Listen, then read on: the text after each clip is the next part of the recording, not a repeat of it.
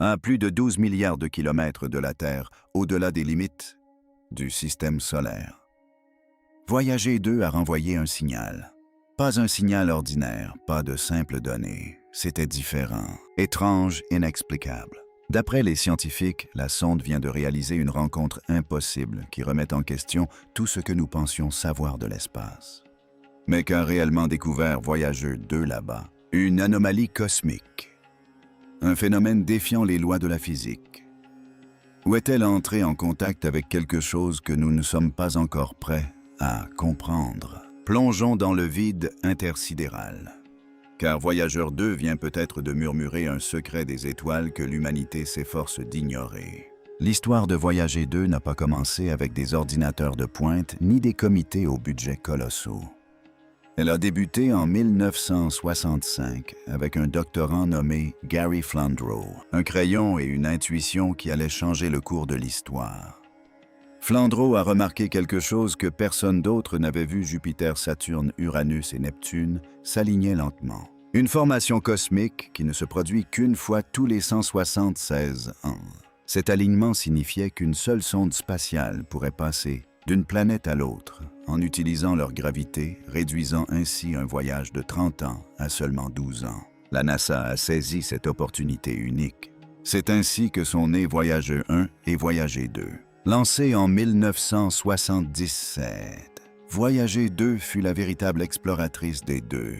Tandis que Voyager 1 filait à toute allure pour prendre des clichés de Jupiter et de Saturne, Voyager 2 emprunta un chemin plus long atteignant Uranus en 1986 et Neptune en 1989. Au cours de son voyage, elle a découvert des lunes inconnues, des anneaux de glace et l'endroit le plus froid du système solaire. Elle a survolé des volcans crachant de l'azote.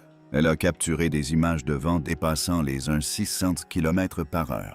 Elle a même découvert que des planètes autrefois considérées comme stériles étaient bien plus vivantes qu'on ne l'imaginait. Mais après avoir dépassé Neptune, Voyager 2 s'est tu, du moins aux yeux du public. Sa caméra était éteinte. Sa mission était accomplie. Du moins, c'est ce que nous pensions. En réalité, Voyager 2 entamait tout juste son voyage le plus dangereux et le plus mystérieux dans l'obscurité de l'espace interstellaire. En 2018, Voyager 2 a accompli un exploit inédit pour un engin spatial équipé d'instruments fonctionnels. Elle a franchi l'héliopause, la frontière invisible où le vent solaire cesse d'être dominant et où commence le véritable milieu interstellaire. Ce moment marqua son entrée officielle dans l'espace profond. Ce qu'elle y découvrit stupéfia la communauté scientifique. Contrairement à Voyager 1, qui avait rencontré des variations magnétiques chaotiques aux confins du système solaire, la traversée de Voyager 2 fut d'une douceur surprenante. Le champ magnétique demeura stable, calme. Trop calme! Ce résultat était contraire aux prédictions des modèles. Selon des décennies de recherche, l'environnement magnétique au-delà de l'héliopause devrait fluctuer au rythme du cycle solaire de 11 ans. Mais les instruments de Voyager 2 n'ont rien révélé de tel. C'était comme si la sonde avait pénétré dans une région de l'espace préservée du chaos stellaire. Mais la suite fut encore plus troublante. Les scientifiques commencèrent à détecter de subtiles perturbations de fréquence dans les données des ondes de plasma, des schémas qui ne correspondaient à aucun comportement solaire ou cosmique connu. Un bourdonnement sourd, une vibration constante. Et ce bourdonnement ne provenait pas du cœur de notre galaxie. Il ne s'agissait pas de rayonnement de fond. Il était local, c'est-à-dire proche de la sonde. Qu'approchait Voyager 2? Un champ magnétique, une force ou quelque chose de totalement surnaturel. On utilise souvent le mot « impossible », mais ce que Voyager 2 a rencontré était véritablement inexplicable. En pleine transmission, le Deep Space Network, le réseau mondial d'antennes radiomassives de NASA, a reçu un faible signal fragmenté de Voyager 2, qui était corrompu, mais pas de la manière habituelle. Le motif n'était pas aléatoire. Il était structuré comme si une perturbation avait affecté les données en cours de transmission, tout en conservant sa forme. Pendant un bref instant, la communication avec Voyager 2 fut totalement interrompue. Puis, inexplicablement, la sonde sembla réorienter son antenne et se reconnecter d'elle-même. Une manœuvre pour laquelle elle n'avait pas reçu d'instruction. Le signal revint, mais quelque chose avait changé. Parmi les données récupérées figurait une série de relevés qui ne correspondaient à rien dans l'environnement connu des pics magnétiques sans source solaire. Des spectres de rayonnement, ne ressemblant à rien de ce que nous avions observé près des étoiles ou des nébuleuses, et plus étrange encore, un changement de direction. C'était comme si Voyager 2 avait échappé de justesse à un danger. La NASA, comme prévu, a minimisé l'événement, évoquant des interférences cosmiques ou une erreur de bord. Mais en interne, les ingénieurs parlaient de la rencontre. Car dès l'instant où Voyager 2 a transmis ses données, sa trajectoire n'était plus rectiligne. Elle avait été modifiée non pas par nous, ni par un logiciel, mais peut-être par un contact. Parlons de la partie non dite des missions Voyager, le disque d'or. Les deux sondes embarquent un disque de cuivre plaqué or codé, avec de la musique, des salutations, des images de la vie sur Terre et des instructions pour nous retrouver. Une invitation cosmique conçue par Carl Shawn et son équipe dans l'espoir qu'un jour quelqu'un ou quelque chose la découvre et la comprenne. Mais que se passerait-il si c'était déjà fait? Le signal impossible de Voyager 2, son moment de désorientation, sa trajectoire modifiée et le bourdonnement détecté à proximité, convergeant vers une possibilité glaçante, que quelque chose l'ait remarqué. Que dans le silence interstellaire, Voyager 2 ait traversé une région de l'espace non pas vide, mais habitée. Peut-être s'agissait-il simplement d'une poche de particules étranges. Peut-être d'un phénomène naturel qui nous dépasse. Ou peut-être d'un avertissement, car peu après la récupération du signal, l'orientation de Voyager 2 a de nouveau changé. Cette fois, elle ne s'éloignait pas de la Terre, mais pointait subtilement vers elle. Pourquoi? Certains pensent qu'il s'agit d'une simple correction de navigation. D'autres croient qu'elle est en train de revenir. Mais un nombre croissant d'astronomes pensent discrètement que Voyager 2 a franchi un seuil, que ce qu'elle a découvert dans l'espace profond est quelque chose que nous ne pouvons ni nommer ni comprendre. Pas encore. Et si c'est vrai, alors cette rencontre impossible n'était que le début. Dans l'espace profond, la précision est une question de survie. L'orientation de Voyager 2, le positionnement de son antenne et chaque milliseconde de transmission sont le fruit d'une programmation méticuleusement calculée. C'est ce qui rendit la suite encore plus troublante. Après cette rencontre qualifiée d'impossible, le centre de contrôle remarqua un détail subtil mais pourtant crucial. Voyager 2 avait changé d'angle. Non pas de vitesse, mais d'attitude. La façon dont ses instruments et capteurs étaient pointés.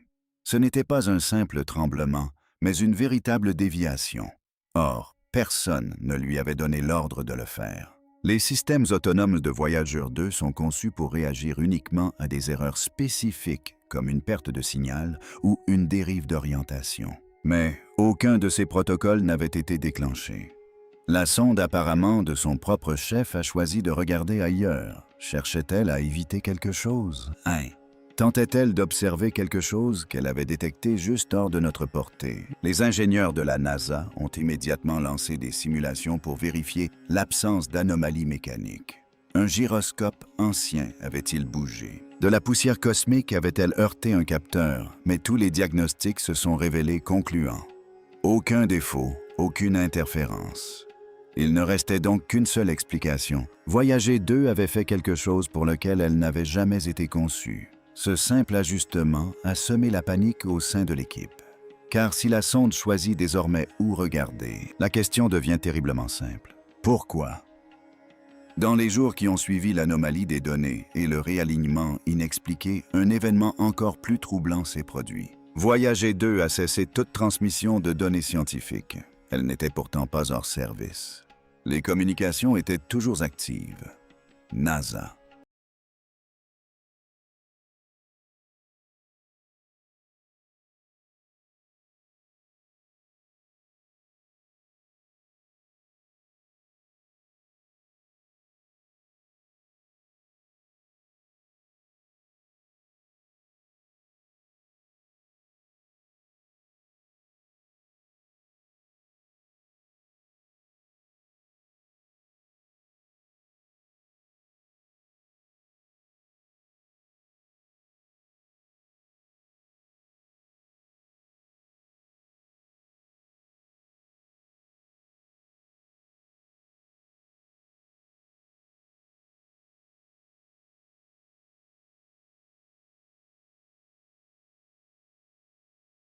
La sonde pouvait encore communiquer avec le vaisseau spatial et recevoir des données télémétriques, des informations de base sur son état, niveau de batterie, température, état des systèmes. Tout était normal.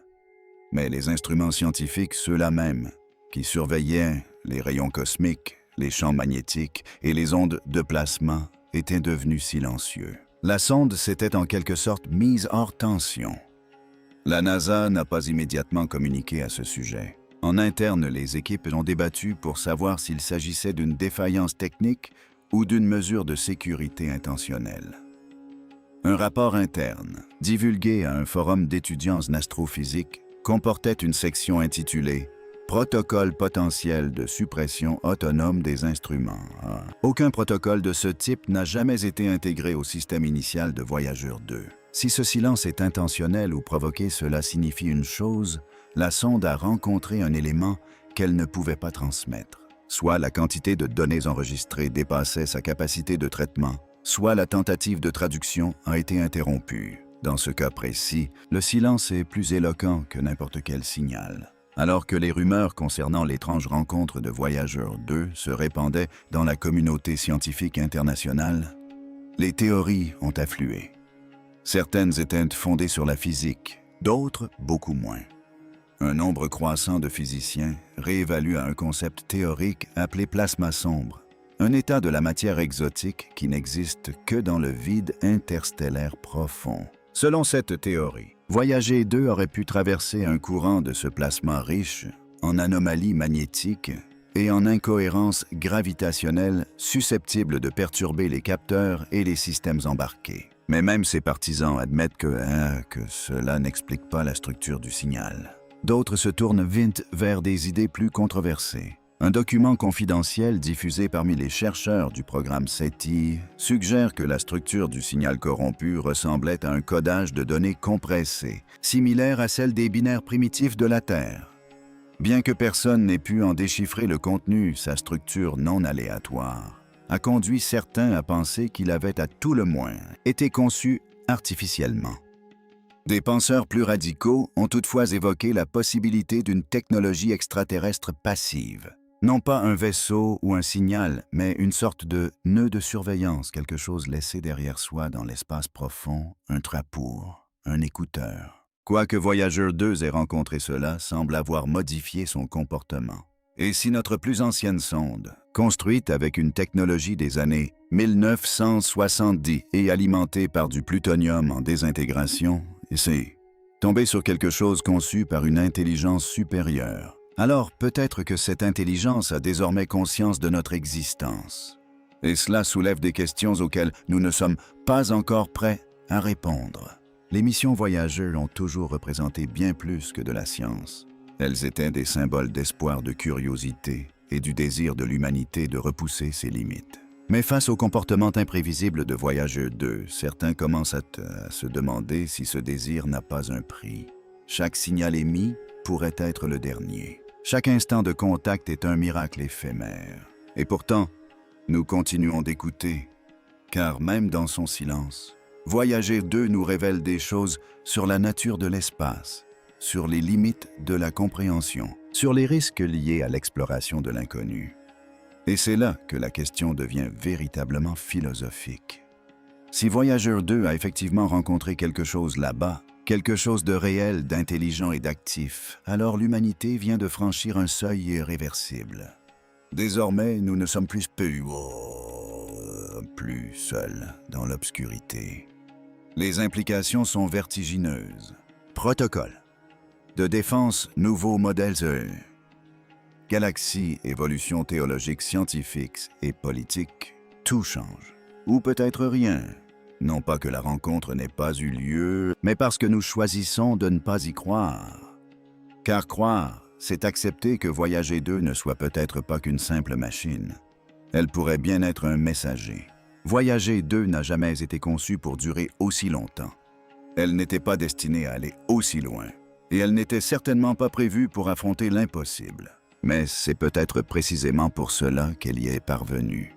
Dans un univers rempli de silence, cette minuscule sonde faite de fils de cuivre et de plutonium en voie de disparition a peut-être percé le voile. Elle a peut-être pénétré dans une région que nous n'étions pas prêts à comprendre. Et ce qu'elle a trouvé là-bas, elle ne l'a pas crié, elle ne l'a pas attaqué.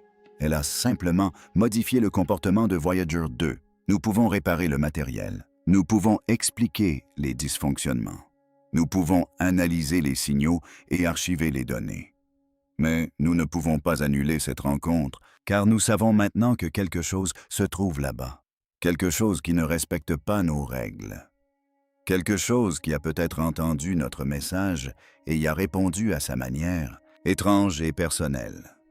Non pas par des mots, non pas par la radio, mais par des actes, par des interférences, par une redirection silencieuse. Voyager 2 n'a pas seulement franchi une frontière spatiale, elle a franchi une frontière symbolique. Ce n'est plus seulement une machine, c'est un témoin, un messager, peut-être même un avertissement.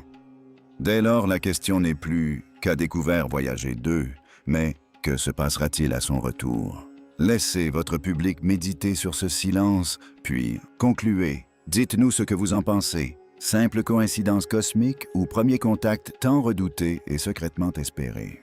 Partagez vos réflexions dans les commentaires. Abonnez-vous pour découvrir d'autres secrets insoupçonnés des confins de l'univers.